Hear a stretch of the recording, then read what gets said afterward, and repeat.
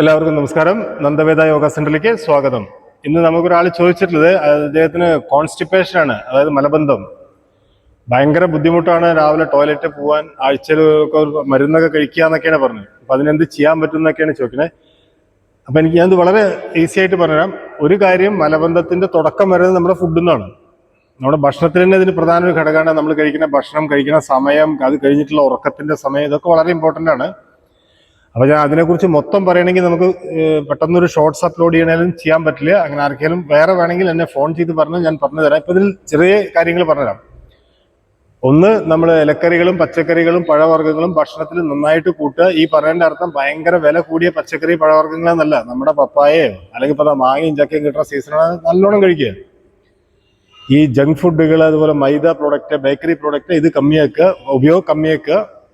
പിന്നെ അവനവന്റെ ശരീരത്തിന് ഏറ്റവും നന്നായിട്ട് അറിയണം അവനവനാണ്. ഒരു ഡോക്ടർക്കും അത് കണ്ടുപിടിക്കാൻ പറ്റില്ല, അല്ലെങ്കിൽ ഒരു യോഗ മാഷർക്കും അത് കണ്ടെത്താൻ പറ്റില്ല. പക്ഷെ അവനവന് കണ്ടെത്താൻ, ഞാൻ ഇന്നത് കഴിച്ചാൽ എനിക്ക് ഇതാ പറ്റുമെന്ന്. അതുകൊണ്ട് നമ്മുടെ ശരീരത്തിന്റെ കൺട്രോൾ നമ്മുടെയിലാണ്.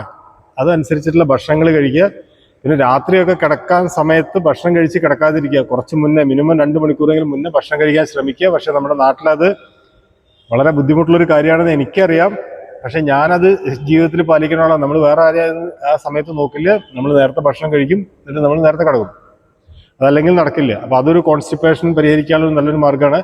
പിന്നെ അതിനുള്ള വ്യായാമങ്ങൾ, ഏത് വ്യായാമം ചെയ്താലും ഈ ഡൈജഷനും കോൺസ്റ്റിപ്പേഷനും ഒക്കെ നല്ലതാണ്. അപ്പൊ ഞാൻ 1-2 കാണിച്ചു തരാം അതിനുള്ളത്. അപ്പൊ നമ്മൾ മുന്നേ ചെയ്തിട്ടുള്ളതാണ്. നമ്മൾ ചെയ്യാറുള്ള വജ്രാസനത്തിൽ വന്നിട്ടുള്ള ബേബി പോസ്. ഇതൊന്ന് ചെയ്യാം. ഇതിൽ തന്നെ നമ്മളിതിന് മുന്നൊരിക്കൽ കാണിച്ചത് നമ്മൾ ഡയബറ്റിക് പേഷ്യൻസിനും ലിവർ പ്രോബ്ലം ഉള്ളവർക്കോ കൊടുക്കുന്നത്. ഇതും ഡൈജഷന് നല്ലതാണ്.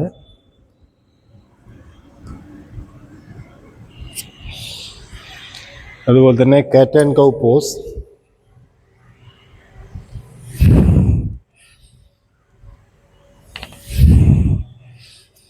ഇങ്ങനെ ഒരുപാടുണ്ട്. നമ്മൾ അതുപോലെ താടാസൻ ചെയ്യുന്നത് നല്ലതാണ്.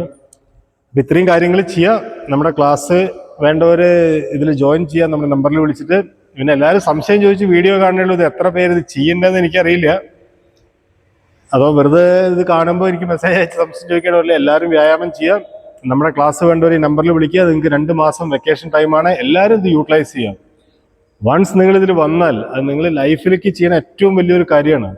ഒരു പ്രാവശ്യം ഈ ഒരു ആരോഗ്യം സംരക്ഷിക്കാൻ, അവനവൻ്റെ ആരോഗ്യത്തിന് വേണ്ടി കുറച്ച് സമയം മാറ്റി വയ്ക്കുക എന്നുള്ളൊരു കാര്യത്തിലേക്ക് വന്നാൽ.